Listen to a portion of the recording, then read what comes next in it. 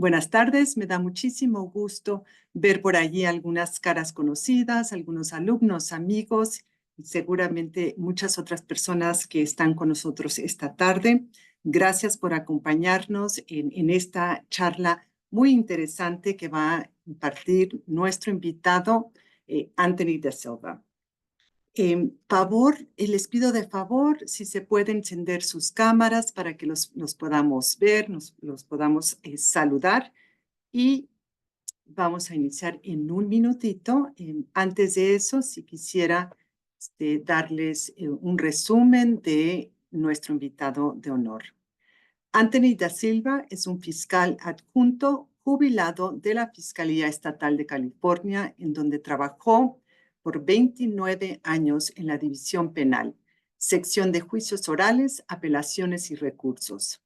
Anthony Da Silva es graduado de San Diego en Ciencias Políticas y la Escuela de Derecho de la Universidad de San Diego con un doctorado en Derecho.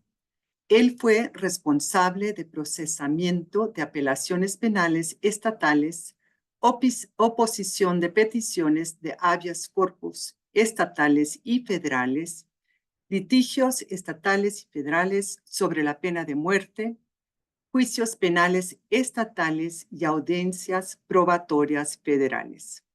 El fiscal adjunto Da Silva fue el fiscal principalmente responsable de los asuntos internacionales con México, incluyendo sustracción de menores en virtud del Convenio de La Haya sobre los aspectos civiles de la sustracción internacional de menores y delincuencia transnacional. Sin más preámbulo y sin antes regalarnos su tiempo. Muchísimas gracias, abogado Da Silva, de acompañarnos esta tarde. De paso, el uso del micrófono. Muchísimas gracias, Karen. ¿Me escuchan?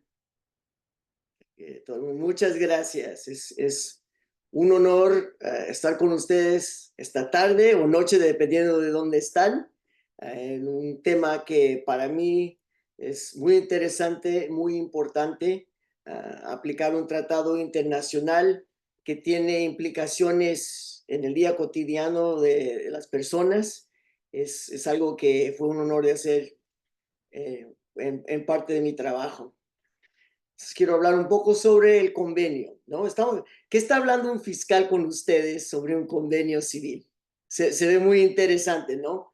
Y lo vamos a platicar un poco más, pero es una opción muy importante, no nomás en derecho internacional privado, pero también una opción muy importante que se pueden aplicar muchas veces los fiscales. Es un trabajo en no perseguir posiblemente un caso penal, pero utilizar este convenio para una resolución que puede ser más rápida, más eficiente, más eficaz, dependiendo de la situación. Entonces, el contexto, ¿no? El Convenio de La Haya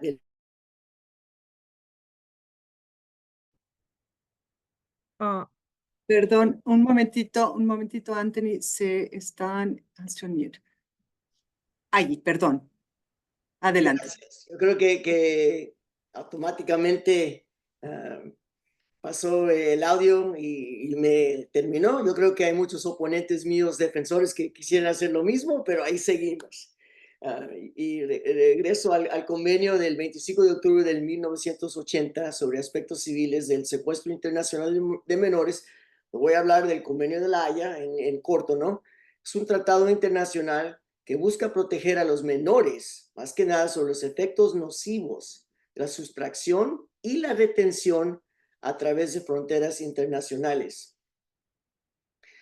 Y lo que el convenio prevé es un procedimiento civil para lograr la pronta restitución de menores que hayan sido sustraídos o retenidos a través de fronteras internacionales. Y lo que pasa muchas veces es la retención inicialmente es lo que puede hacer, perdón, el traspaso de un país a otro puede ser consensual, ¿no? Pero lo que pasa es muchas veces la retención. No voy a regresar el menor. Entonces vemos muchas veces y en muchos casos esa retención es la base que nos da el ejemplo para utilizar el convenio y no necesariamente la sustracción. Muchas veces inicialmente es completamente ilegal y a veces no es ilegal, empieza completamente consensual, pero esa retención se puede convertir en una retención que no está prevista por los padres y ahora nos da la causa del convenio. Este convenio ha sido firmado por más de 100 países en este momento. Empezó en países europeos, era pequeño, eran como más o menos 20 países, ya tenemos más de 100, incluye México y muchos países de América Latina. Entonces, ¿qué es el convenio? Prevé que un menor que ha sido llevado o retenido a un país extranjero sin el consentimiento de una persona, de uno de los padres, puede ser, con derechos de custodia sobre el menor, según la ley de la residencia habitual de ese menor, sea devuelto a la residencia habitual, a menos que se aplica una de 6 excepciones. Entonces, lo que estamos viendo es, tiene que ser un menor que fue llevado o retenido sin el consentimiento de posiblemente una persona que tiene derechos de custodia, puede ser padres o cualquier persona con derechos de custodia, según la ley de la residencia habitual del menor, y lo vamos a hablar un poco más, para que sea devuelto a esa residencia habitual para determinar quién debe tener custodia, a menos que existan esas 6 excepciones y deben ser muy excepcionales. Entonces, las partes del convenio. Entonces, fue redactado bajo auspicios de la Conferencia de la Haya de Derecho Internacional Privado, como hemos hablado, y fue aprobado por 23 estados inicialmente en la 14ª sesión de la Conferencia de la Haya en 1980. Y para poder presentar un caso en virtud del convenio, un peticionario debe establecer que en la fecha de la apropiación o retención ilícita del menor, el convenio estaba realmente en vigor entre los dos países, residencia habitual y ubicación habitual. Tenemos que tener 2 partes que son parte del convenio, ¿no? Y es muy importante porque a veces tenemos países que no son partes del convenio. Muchos de esos países a veces los encontramos desafortunadamente en el Medio Oriente, en África, en Asia, y si no tenemos una parte del convenio, Dios salve a los padres, ¿no? A veces vemos las películas que hace como casi terror, que uno tiene que hacer una sustracción ilegal en ese país para retener a los hijos o las hijas, ¿no? En el Medio Oriente, en África, pero el convenio está ahí para resolver esto civilmente y eficazmente. También el artículo 38 del convenio es la adhesión de un nuevo país. Tendrá en efecto solo en que lo refiere a las relaciones entre el país adherente y aquellos países contratantes que han declarado su aceptación a esa adhesión, ¿no? Entonces, preguntas, ¿cómo se aplica el convenio?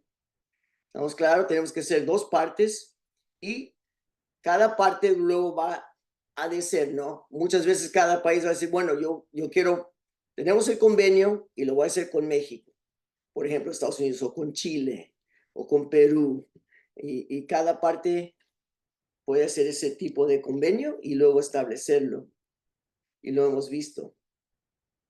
La esencia del convenio está en el artículo 12, que requiere que las autoridades judiciales en el país en que se encuentra el menor puede ordenar la restitución del menor si una persona tiene un derecho de custodia del menor para presentar esa solicitud de alivio. Entonces, el solicitante tiene que ser un derecho de custodia, no necesariamente tiene que ser un padre. Por ejemplo, muchas veces en México, DIF puede ser el solicitante, ¿no? Cualquier agencia que tiene protección sobre el menor. O puede ser si la custodia la tiene un abuelo, un tío, un tutor, posiblemente. Entonces lo vamos a ver como más allá que posiblemente los padres, ¿no? ¿Quién tiene ese derecho de custodia? Entonces, ese derecho de custodia, ¿cómo se determina? Bajo las leyes de la residencia habitual del menor inmediatamente antes de la retención o la sustracción. Entonces, ¿a dónde estaba residiendo el menor? Por ejemplo, California. En California, generalmente, para que una persona se considere en sí residente, generalmente vamos a tener que estuvo residente en California por 6 meses. ¿No? Vamos a buscar esos contactos de ese menor, esa persona, 6 meses en California. Y eso también pasa si tenemos, si las personas vienen de otros estados de los Estados Unidos, ¿no? Entonces, 6 meses. En otros estados puede ser diferente, en otros países puede ser diferente. Y ahí es donde tenemos que determinar las leyes de la residencia habitual del menor, inmediatamente en el punto que fue sustraído o esa retención ocurrió.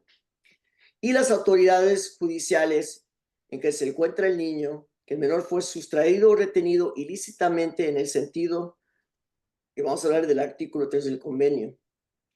Si todo esto se establece, si tenemos una persona con derecho de custodia en el lugar de residencia habitual del menor, y vamos a hablar un poco más, el menor tiene que tener 17 años, perdón, 16 o menos. A los 16 ya no se aplica el convenio. Y el menor fue sustraído o retenido ilícitamente.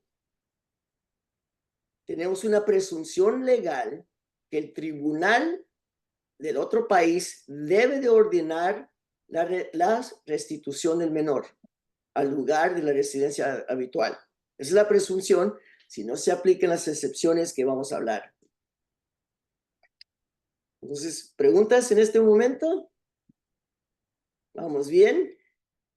Muy bien, entonces, como hemos hablado, el convenio se va a aplicar únicamente con respeto a menores de 16 años. En cualquier momento del proceso, si el menor cumple 16, ya no se aplica el convenio. Si en el día de la audiencia ya tiene 16 años el menor, adiós, no se aplica el convenio. Y el artículo 4 establece que el convenio deja de aplicarse cuando el menor alcanza esos 16 años de edad. Esto significa que si un caso se inicia cuando el menor tiene menos de esa edad, el caso debe terminar cuando el menor cumple 16. Ya sabemos, la edad 16. Términos claves: derecho de custodia. Y esto es muy importante. Un peticionario debe establecer que él o ella tenía un derecho de custodia sobre el menor, según la ley de la residencia habitual del menor. Esto no significa que debe haber una orden de custodia vigente antes de que se llevaran al menor. Significa que el peticionario tiene derechos suficientes para constituir un derecho de custodia. Por ejemplo, y esto se llama un derecho ne exeat, un derecho de los padres e impedir viajes internacionales. Que el padre puede impedir que el menor pueda hacer un viaje internacional, eso es un derecho de custodia. Entonces, el término residencia habitual no está definido en el convenio. Una opinión es que debe estar determinada por la última intención compartida de los padres del menor, a menos que se demuestre claramente que el menor se había aclimatado a otra jurisdicción, ¿no? Otro punto de vista es que hay que mirar objetivamente a la posición del menor sin tener en cuenta la intención de los padres. Entonces, esas son las dos tendencias que tenemos. La Corte Suprema de los Estados Unidos ha determinado que la prueba es la de una totalidad de las circunstancias. Si bien el propósito del convenio es abordar los efectos nocivos de la sustracción internacional de menores, asegurando la pronta devolución del menor al lugar de residencia habitual donde deban resolverse los problemas de custodia, puede existir circunstancias excepcionales para no devolver el menor, que hemos hablado. Y por tanto, hay 6 excepciones al requisito que los menores trasladados o retenidos ilícitamente sean restituidos. Y es muy importante que el convenio dice que las excepciones se deben aplicarse de una forma restrictiva. De veras son excepciones. No deben abordar cuestiones de custodia ni exigir una evaluación completa del interés superior de un menor dentro del proceso de restitución. Y ahora vamos a llegar a lo familiar, que no es el convenio. Generalmente cuando tenemos custodia en lo familiar, vamos a hablar del interés superior del menor, ¿no? ¿Cuál es el interés superior para la custodia? El convenio sale de ese ámbito. Dice, eso es para determinar custodia. Lo que hace el convenio es determinar qué lugar tiene la competencia para determinar la custodia, cuando es retención. Entonces, el convenio establece que cualquier excepción es suficiente para autorizar la denegación de la restitución. Entonces, debe ser estricto, pero si uno aplica, el tribunal tiene todo el derecho para denegar la restitución. Si se prueba que un padre peticionario ha dado su consentimiento para que el menor sea llevado a vivir a una nueva jurisdicción, esto actuará como una excepción completa en un caso de la convención. Entonces es consentimiento. Si hay consentimiento, es una excepción. Y la clave para la consulta de consentimiento es la intención subjetiva del peticionario, ¿no? ¿Cuál fue la intención? Si conscientemente pudo trasladar a otro país, eso puede ser una excepción. Muchas veces eso pasa, ¿no? Vamos a tener el consentimiento, por ejemplo, a llevar al niño de California a México para vacaciones. Ahí tenemos consentimiento. Pero ¿qué pasa si en ese momento hay una retención? Se supone que el menor iba a regresar en 2 semanas para empezar a regresar a la escuela. Y esas 2 semanas se convierten en 2 meses. Entonces ahí podemos tener, aunque ese traslado fue con consentimiento, no hay consentimiento de la retención. Ah, Entonces esa es una Anthony, manera también de aplicar el convenio. Anthony, hay una pregunta en el Gracias, chat. Karen. Si para solicitar la restitución en California, ¿se debe de esperar los 180 días o los 6 meses? No, no, no. Lo que pasa es generalmente, si tenemos esos 6 meses, podemos decir que esa es la residencia habitual del menor. Queremos la petición que sea inmediata o lo más cerca, no a la sustracción o la retención, y lo vamos a hablar después por qué. Porque hay una presunción que si la aplicación es menos de 1 año o 1 año menos, la restitución debe ser mandatoria. No hay, debemos de regresar. Si es más de 1 año, está a la discreción del tribunal. Entonces, esos 6 meses para establecer que fue una persona que tenía una residencia habitual en California en ese momento. ¿Sí? ¿Estamos claros? ¿Otra pregunta, Karen? Gracias. Sí. Sí, por ahí en el chat están llegando algunas preguntas y yo en algún momento voy a empezar a presentar las preguntas. Perfecto, muchísimas gracias y espero que tengamos tiempo y espacio después de la presentación para todas las preguntas que ustedes tengan y Va. curiosidades y la aplicación, ¿no? Por eso estamos. Gracias. Entonces ya tenemos el consentimiento. Otra excepción es aquiescencia. La aquiescencia del padre que se queda atrás, que en el padre que se queda atrás es el que no es el sustractor, también es una excepción a una petición del convenio, pero es mucho más difícil que probar que un consentimiento, porque la aquiescencia requiere un tipo de formalidad, como un testimonio en un proceso judicial, por ejemplo, anteriormente, o una renuncia convincente por escrito de los derechos, puede ser, ¿no?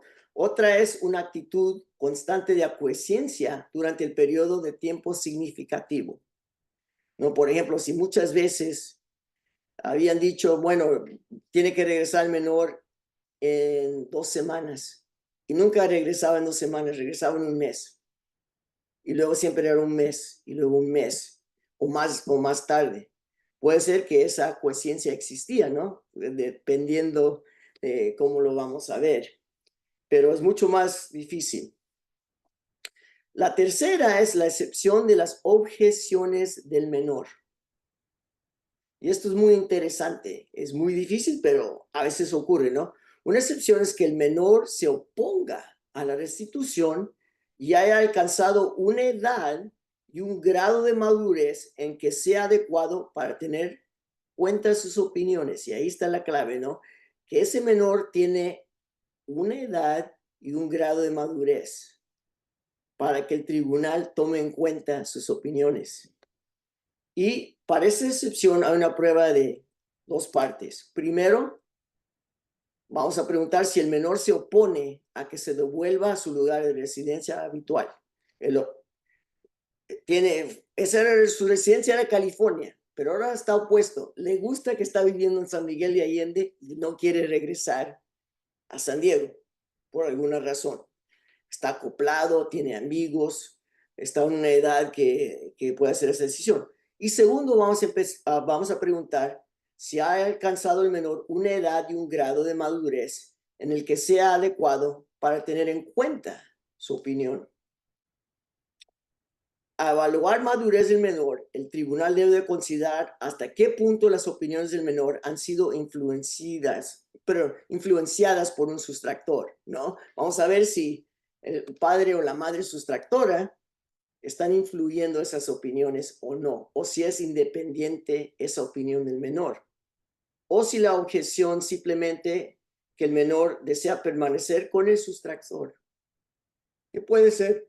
Puede ser que empezó una sustracción, pero podemos tener una situación que el padre o la madre en California fueron abusivos, posiblemente.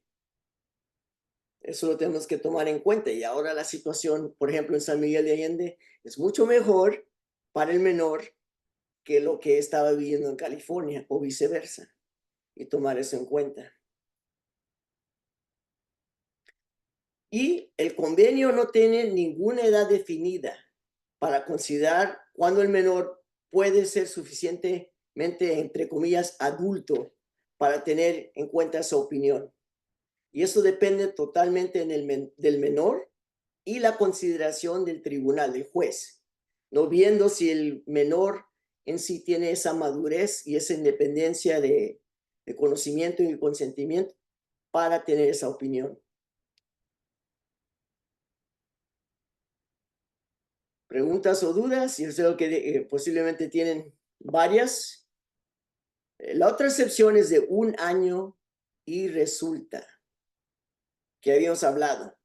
Entonces, si la sustracción o retención ha ocurrido más de 1 año desde la fecha de la supuesta sustracción o retención ilícita hasta la fecha en que se inicia el caso de la Haya. Si se inició más de 1 año, ya tenemos posiblemente la discreción del juez. Si es menos de 1 año, se supone que debe ser, la presunción es que la retención debe ser automática si no hay excepción. Y también el menor ya está asentado en el nuevo entorno. Muchas veces vamos a ver si está asentado, o sea, más de 1 año, ¿no? Más de 1 año ya el menor ya tiene raíces en ese lugar. Ya es su lugar de residencia habitual. Va a la escuela, tiene relaciones, tiene contactos en ese lugar y por eso tenemos esa excepción de 1 año, ¿no? Posiblemente, si se ha asentado. También posiblemente 1 año no es suficiente. Por ejemplo, un niño que es sustraído de México a California. Ese menor únicamente habla español, únicamente conoce todos los familiares en México y en ese año no ha avanzado con esos contactos, no se siente acoplado en esa excepción. Ahí es donde tenemos la discreción del tribunal. Y también tenemos otra excepción que es muy rara, pero puede pasar, es la excepción de los derechos humanos. Esta disposición tenía por objeto hacer frente a las raras ocasiones en que la restitución del menor conmocionara por completo la conciencia del tribunal u ofendería todas las nociones del debido proceso. y es muy raro, no es casi utilizado, pero existe. Y esta es la excepción que a veces vemos la más común, que es la excepción de riesgo grave de daño. El artículo 13b del convenio establece que un tribunal no está obligado a ordenar la restitución de un menor si el peticionario establece que existe un riesgo grave de que su restitución exponga al menor a daños físicos o psicológicos o lo coloque en una situación intolerable. Esta defensa, en mi opinión, se plantea en casi todos los casos de La Haya, pero al mismo lugar solo tiene éxito en unos pocos porque es difícil de comprobar. Y veo una pregunta de si el chiquito está con discapacidad. ¿Me la puedes leer, Karen? Y para... Sí, hay varias preguntas por aquí. Sí, Sí, voy a plantear algunas que creo que ya se han ido contestando. Si la autorización de salida del país fue brindada de vacaciones de Ecuador a Estados Unidos, pero no regresan, y a la par, mientras se pide la restitución internacional, el progenitor que incumplió presenta una acción para solicitar patria potestad en el país de origen. ¿Esto afecta la solicitud de restitución? Es una pregunta en términos de cuánto tiempo se debe de esperar para solicitar la restitución. Para la residencia habitual no debe de ser restringida, se deben tomar los puntos de conexión, creo que ya se contestó. Es necesario traducir y apostillar los documentos de patria potestad para llevar a cabo el procedimiento. Y la siguiente, ¿hasta qué punto y edad tiene la capacidad de decidir el menor si quiere pertenecer en el lugar que fue? Creo que ya has contestado. Y antes, ¿ante qué agencia de Estados Unidos se debe de llevar el trámite? Y me detengo allí para darte oportunidad de contestar algunas de estas. eso es muchas cosas considerar. Muchas. Entonces ahí vamos con todos los factores, ¿no? La totalidad de las circunstancias que vamos a ver, ¿no? Como tribunal. Y muchas veces, como digo, las excepciones, cuáles van a caer. Muchas veces riesgo grave, como digo, es algo muy difícil y lo vemos mucho también en casos de asilo, ¿no? Que puede la integridad física del menor o posiblemente de la parte sustractora está en mente, ¿no? Si es más de un año, si se puede explicar o no. No, muchas veces se puede explicar, porque muchas veces ¿no? hay una retención y hay promesas que se va a devolver, van a devolver y no lo hacen. Y lo creen y eso sigue prolongando, ¿no? Posiblemente el tiempo, por eso hay que hacerlo lo más pronto posible. Entonces, hay que ver toda como dice la Suprema Corte de Estados Unidos, la totalidad de las circunstancias, no nomás el punto de vista de los padres, pero también tomar en cuenta el punto de vista del menor y tomar esa totalidad de las circunstancias y ver la balanza, ¿no? A dónde caen. Porque al final de cuentas lo que quiere vemos como el convenio es cuál es el lugar adecuado para hacer de esas determinaciones, ¿no? Si debe ser el lugar donde, donde fue la residencia habitual del menor o el lugar donde fue sustraído o retenido. Y ese es el balance que van a tener que tomar en cuenta Ujú. Yo, el un, tribunal. Y una más. ¿Y qué pasa cuando hay violencia familiar y adeudo de alimentos y por tales motivos se sustrajeron los menores? ¿Cómo se aplica el convenio en este caso? Muchas veces esa violencia familiar se va a tomar en cuenta y ahí vamos con el riesgo grave. No, ahí vamos y para devolver al menor sería un riesgo grave porque ya estaban sufriendo esa violencia familiar o no había manutención posiblemente del padre o la madre a ese menor, ya no tenían contacto. Entonces eso va a ser una defensa que se va definitivamente imponer a la restitución, aunque la residencia habitual está establecida, ¿no? Aunque el menor tiene menos de 16 años, y el peticionario tiene todos los derechos de custodia.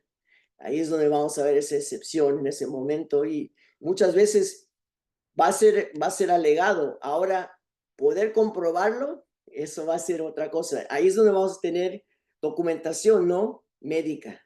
Si han llamado a los policías, si han hablado con el fiscal, cuáles son todo lo que hicieron en el lugar de residencia antes de la sustracción para demostrar ese daño, posiblemente ese riesgo que tenían, esa violencia doméstica, para poder establecer esa defensa. Y yo creo que Alejandra está hablando de cuáles pruebas serían idóneas, ¿no? Y ahí vamos un poco, ¿no? Todo lo que hicieron en lugar de la residencia habitual. También para establecer residencia habitual, muchas veces vamos a tener todo el informes escolares del menor, todo lo que tenemos si han visitado al doctor, el dentista, ¿no? Fotografías como abogados y todos tenemos, hablan mil palabras, ¿no? Tenemos fotografías del menor con los padres, se ven contentos.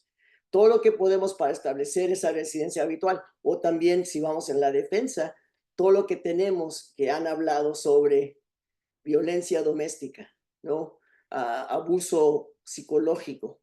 Muchas veces, si el menor está atendido por una psicóloga, un psicólogo, ¿no? Entonces, todas las pruebas que van a pensar que van a establecer o residencia o posiblemente violencia es algo que tenemos que incluir en nuestra petición del convenio de La Haya. Gracias.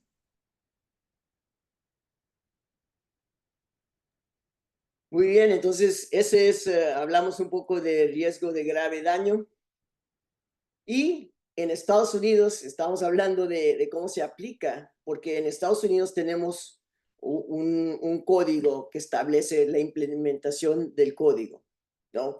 Que se llama ICARA. En Estados Unidos, la excepción de riesgo grave de daño requiere evidencia clara y convincente en los Estados Unidos.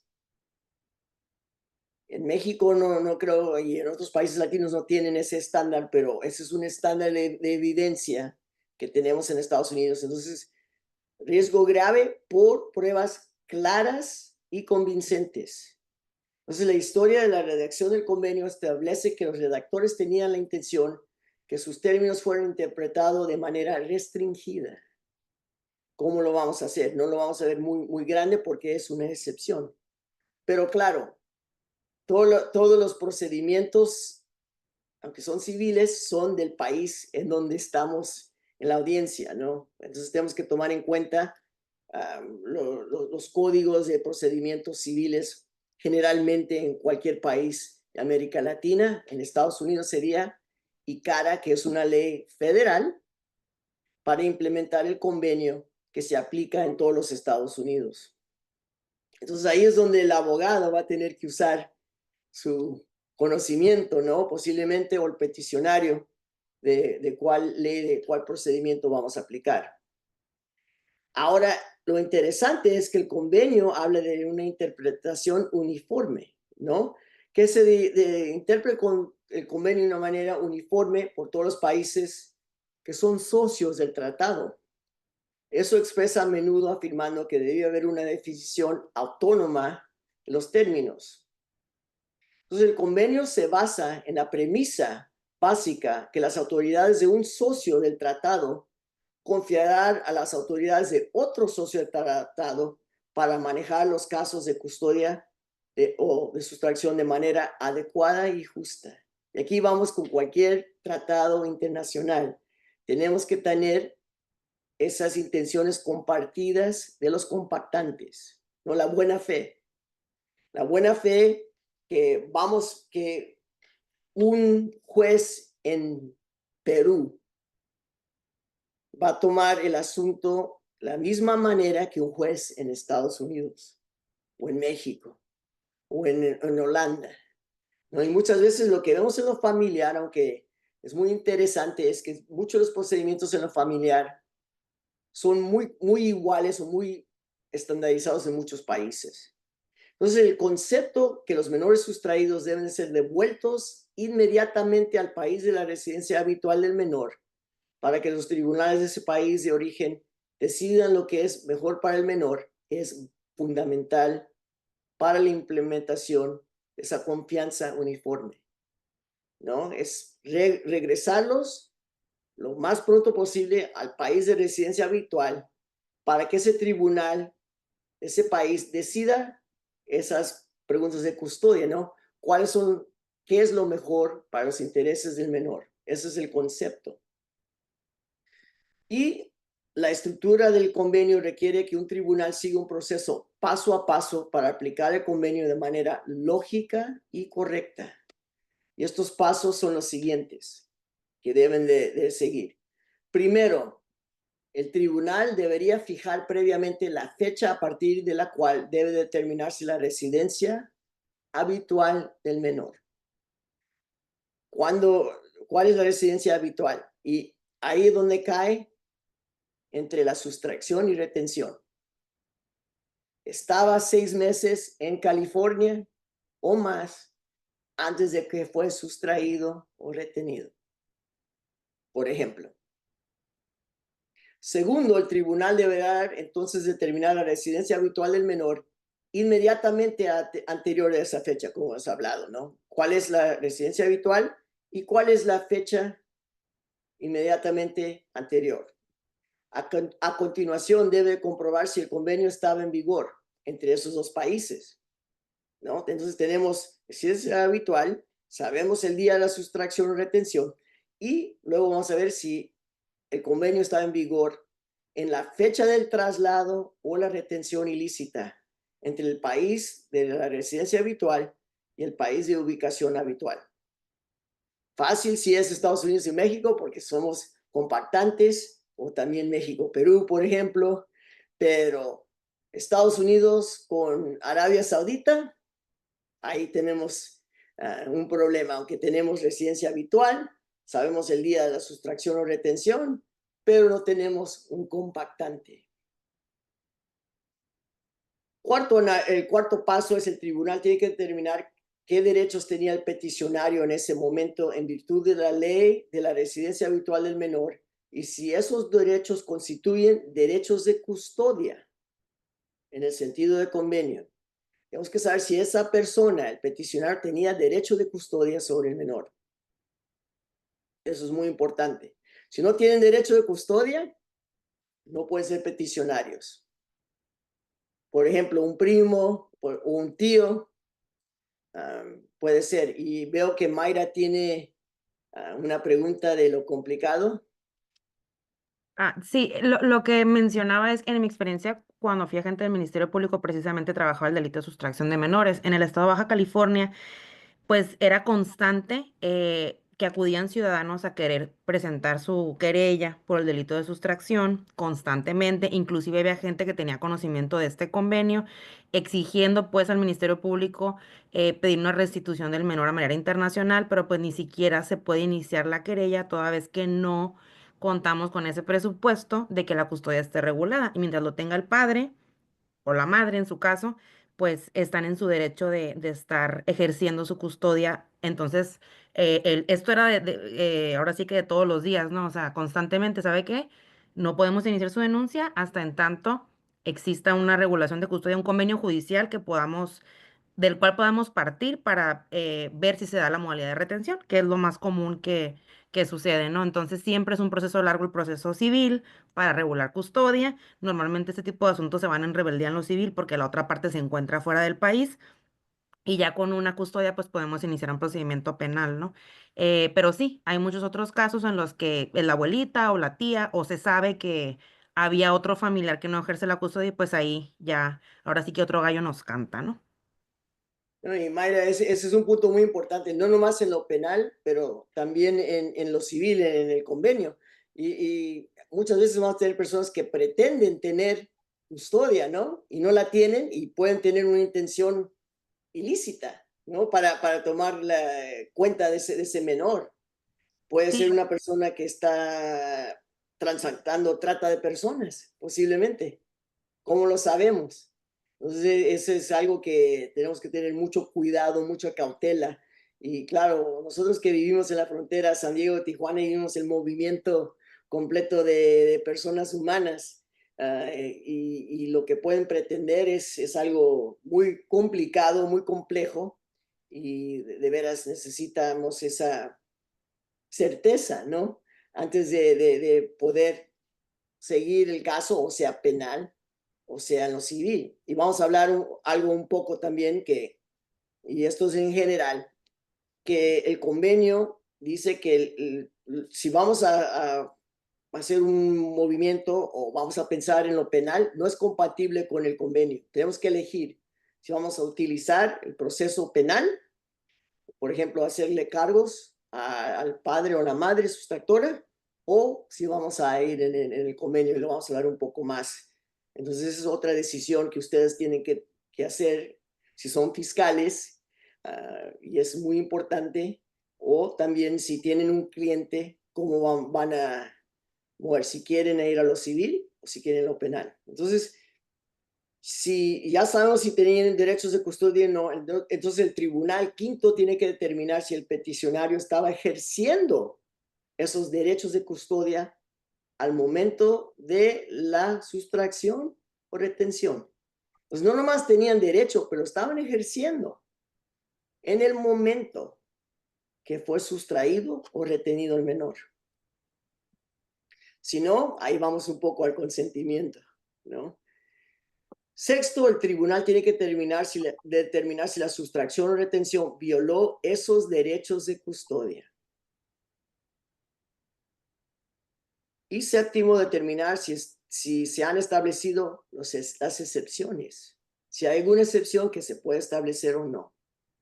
Porque si no se puede establecer ninguna, y si es menos de un año, el tribunal debe de ser obligado a ordenar la restitución en ese momento. Es la presunción. Y octavo, si se establece una excepción, el tribunal debe entonces determinar si ejerce su discreción para ejercerlo, no obstante devolver el menor. Y aunque exista una excepción, está la discreción del tribunal. Eso es muy importante. No es automático. Porque seguimos con la presunción de la restitución. Entonces, de ahí el tribunal lo va a determinar.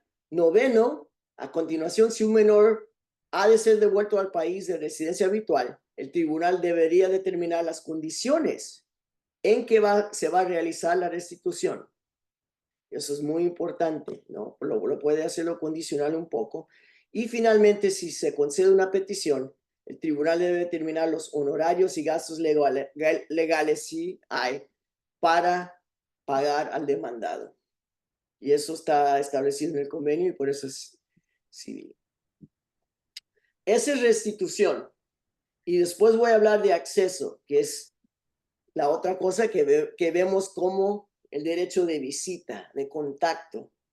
Y vamos a hablar muy intensiva de eso. Entonces, eso es generalmente, y el convenio, si vemos el convenio, es completamente, habla de restitución 99% y habla un poco de acceso al final, y lo vamos a hablar un poco. Y veo que Anthony, hay preguntas. sí, Anthony, antes de seguir, por ahí en el chat dice, por favor, ¿me podría indicar la ley federal de Estados Unidos que menciona el doctor Da Silva? Es una pregunta, si nos puede recordar la ley federal. ¿Y qué tipo de sanción emite un tribunal en Estados Unidos cuando se comprueba la retención y no devuelven al menor?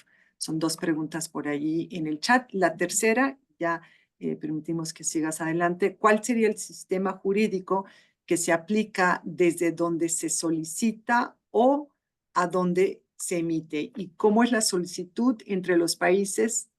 ¿Y cómo es la solicitud entre los países? ¿Es la misma o solo se cita el convenio y el formato dependerá de cada país? Son las preguntas que por ahí están pendientes. Y voy a buscar la ley Primero, federal que se conoce como ICARA, y ahorita lo voy a buscar. y si hay sanción que emite el tribunal cuando no devuelven al menor. Cuando no devuelven al menor, puede ser la sanción de los gastos del abogado, de la petición. Ok, la ICARA se llama International Child Abduction Remedies Act. ICARA, que está en el Código Federal, título 42, Código de los Estados Unidos, USC, sección 11601, bis, exec. Entonces ahí es donde dice la International, ley pública federal. ¿lo repites? International, ¿qué? Y lo pongo en el chat. International Child Abduction Remedies Act. Okay. ICARA, por esos signos, y es título 42, US Code, 11.601, etc. Y es la codificación, la aplicación del convenio en Estados Unidos. Y si vamos a hablar de derecho internacional, como hablamos, en derecho civil, generalmente en todos los países de América Latina, cuando tenemos un tratado internacional, el tratado internacional es la ley, ¿no? Ya directamente, pero en países de derecho consuetuario como Estados Unidos, como otros países, el tratado sí es ley, pero tiene que ser ley de implementación. Entonces, la implementación del Tratado de la Haya, del convenio, en los Estados Unidos es ICARA. Y así es como se aplica. Yo sé que es un poco confuso, sí se sigue el convenio, pero el guía es ICARA. ¿Cuál es la otra pregunta? Ahí tenemos dos. ¿Cuál es la otra, Karen? En la otra ya se ha contestado de la sanción. Sí, la sanción. Gracias. ¿Puede dar sanción el tribunal o no?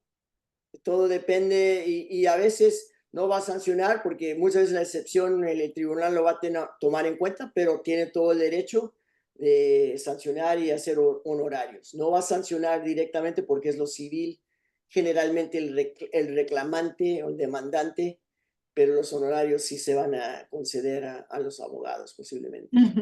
El proceso se lleva en el idioma inglés, ya se contestó, no sé ante qué agencia de Estados Unidos se debe llevar el trámite, específicamente en California, y si es necesario traducir y apostillar los documentos de patria potestad para llevar a cabo el procedimiento.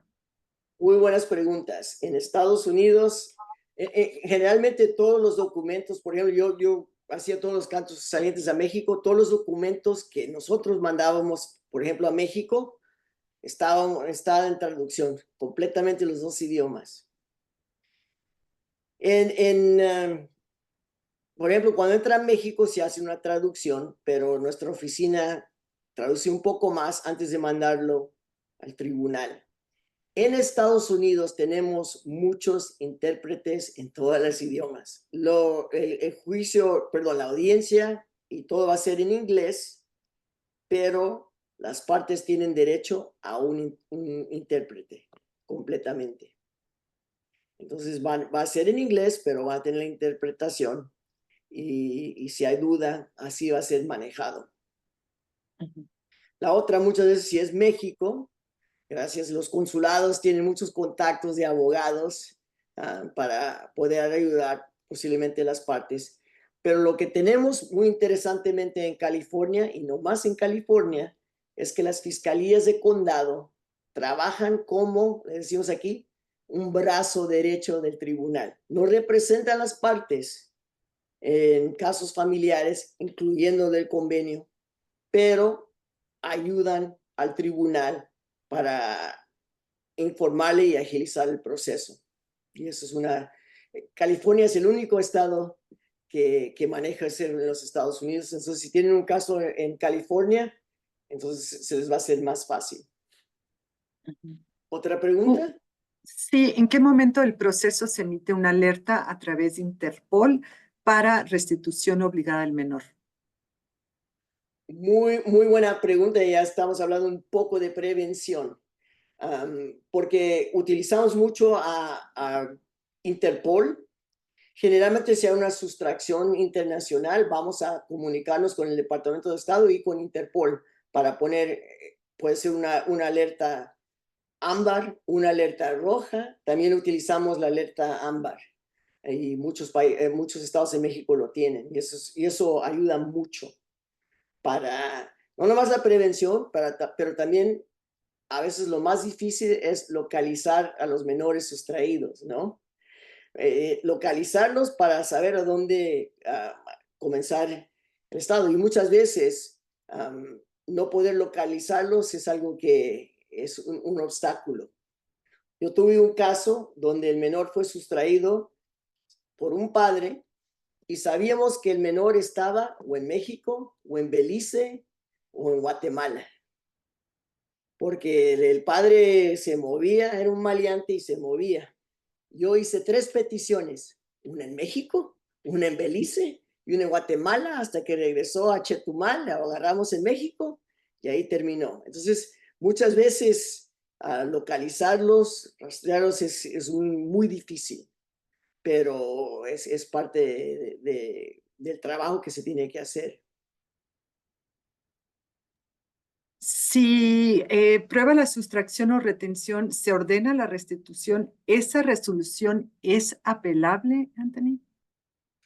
En California sí, es apelable, como cualquier caso civil. Y en California serían, bueno, y en México también es apelable completamente, dependiendo. California tienen 60 días para apelar en lo civil. En México, dependiendo del estado, puede ser más corto. También en México pueden tener un amparo, ¿no? Otro recurso posiblemente que no tenemos. Entonces, las leyes del país se aplican para los recursos, pero definitivamente en California es apelable.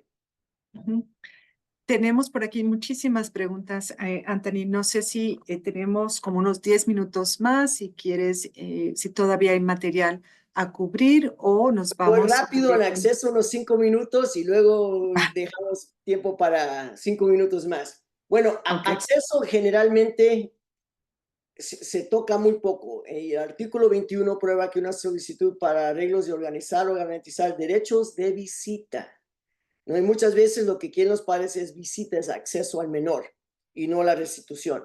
También sugiere cuando el menor ya tiene 16 años, ¿no? Ya no podemos hacer la restitución. Pero ¿qué pasa si los padres quieren todavía tener contacto con ese menor?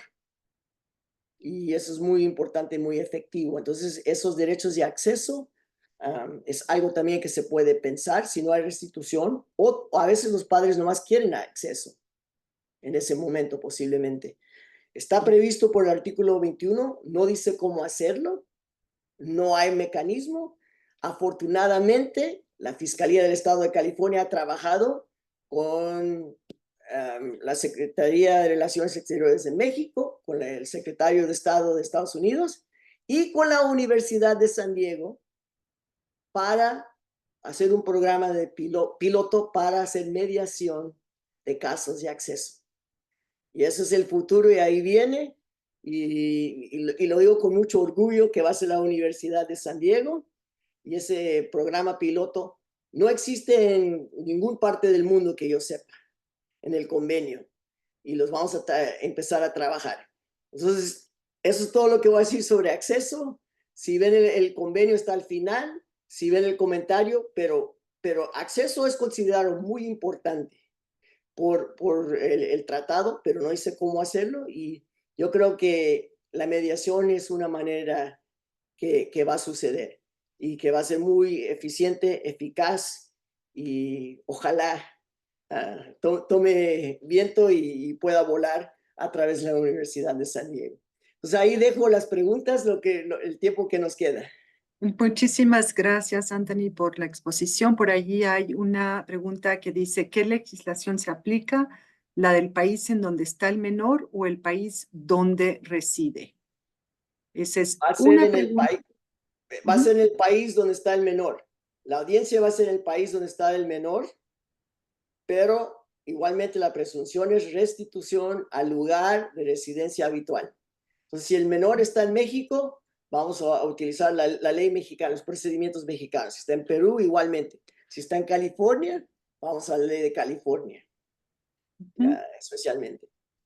También nos preguntan por qué actualmente la oficina de San Diego no está enviando a la autoridad central en Washington todos los documentos que uno de ellos proyecta aplicar a, perdón, se cortó el mensaje. La Fiscalía no está remitiendo las pruebas con las que se acredita la residencia habitual del menor en California.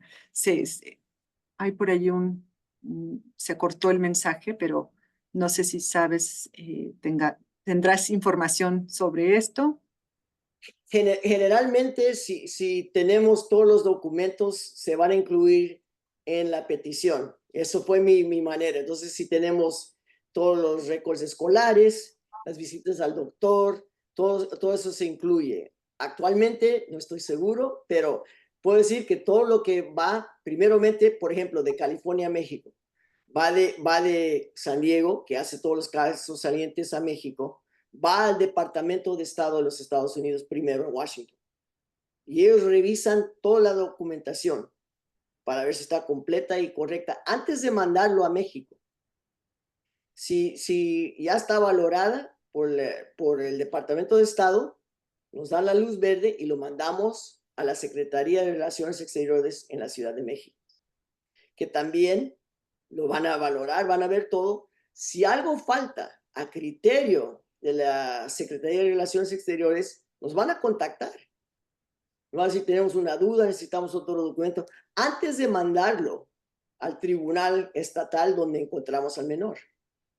Entonces hay una manera de poder ver y valorar y está minuciosamente revisado por el Departamento de Estado y también por la Secretaría de Relaciones Exteriores. Y también eso ha sido igual entre las autoridades centrales, porque el manejo es entre las autoridades centrales de los países y luego va al tribunal.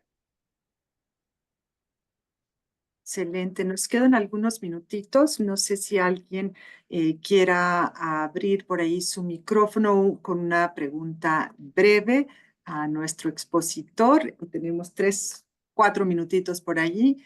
Si no tuvieron Karen, la muy rápido, oportunidad. alguien mandó buscaron hay el sitio del convenio es el HCCH y ahí tienen todos los documentos en todos los países y el convenio. Y también hay un sitio también cerca de ahí de los casos, generalmente más que nada son europeos que aplican el convenio, pero que lo pueden utilizar. Entonces vayan al HCCH, ahí van a encontrar el convenio, todos los comentarios, buenas prácticas, y eso es una manera de utilizarlo. Gracias.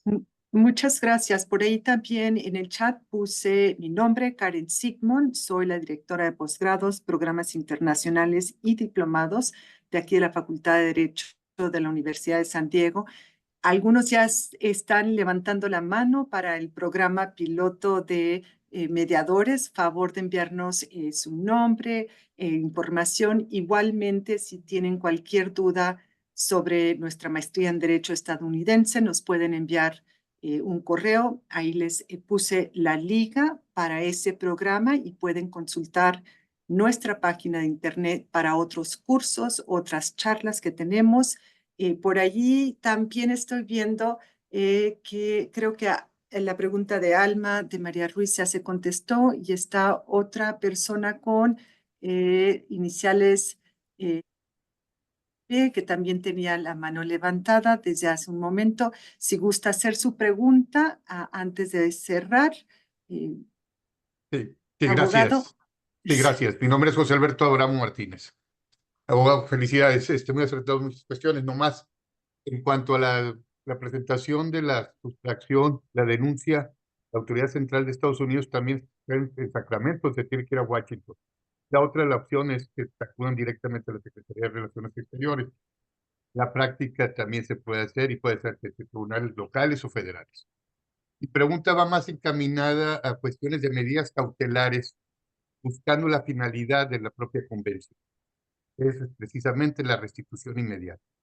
Lamentablemente aquí en el país, o la gran mayoría de los países latinoamericanos, no existe, o más que en 3 o 4 estados de la República, un procedimiento de restitución. Y lamentablemente la ley de amparo se preocupan por muchas cuestiones, pero dentro de los efectos del amparo, pues hay que ponderar el interés superior del menor que va inmerso en la propia convención y a veces tratan de confundir las autoridades. Y mi pregunta puntual es que conforme al artículo 6º, 7º de la convención, que habla de las autoridades centrales, es el 7º, dentro del inciso G, o en cuar apertura de procedimientos, extensión, asistencia judicial, bien aquí. Es más bien, es el H.